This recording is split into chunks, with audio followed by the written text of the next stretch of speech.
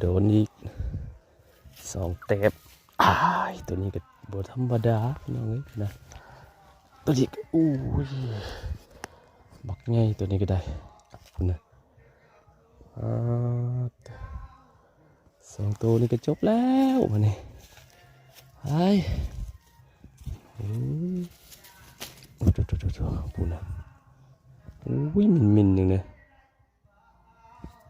โอเคพี่น้องอันเทียงใกล้ๆเพิ่นเปิดเพลงเนาะก็ตัวนี้ก็บ่ธรรมดาเก็บก่อน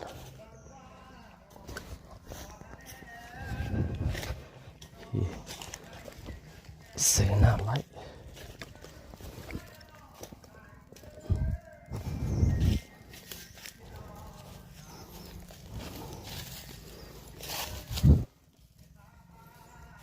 2 เต็มปลาสูตรยังไง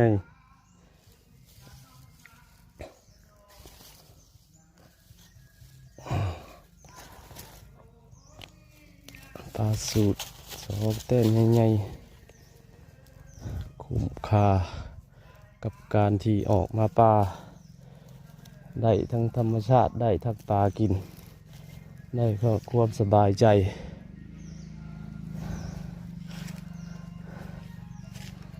ใส่บ่ได้อีกแล้วบรรยากาศแบบนี้บรรยากาศดี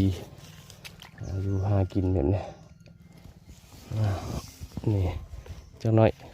กลับบ้านเอาอีกก่อนมาเด้อมันนี่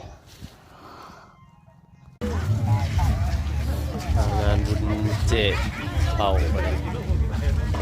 อันนี้มือกาเกียมทางบ้านในห้องว่ามืองานตู่ว่าคนนี่กับไม่ใช่ย่อยได้คนมือเป็นมือมันแท้เดี๋ยวมันนี่โมเมนตายกับลายไปได้ถ้ามือมันนี่ก็ทีมีพวกเสียงตู้เสียงทีครบงั้นเนาะมันนี่นั่นเงียบเลยมีแต่คนมาขายมาดินมาเที่ยวดีๆหน่อยเจ๊ข่าวบ้านเฮาพี่น้องมาเลยสด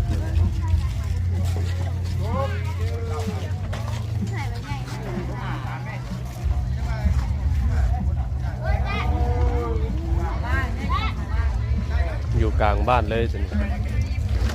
อยู่กลางบ้าน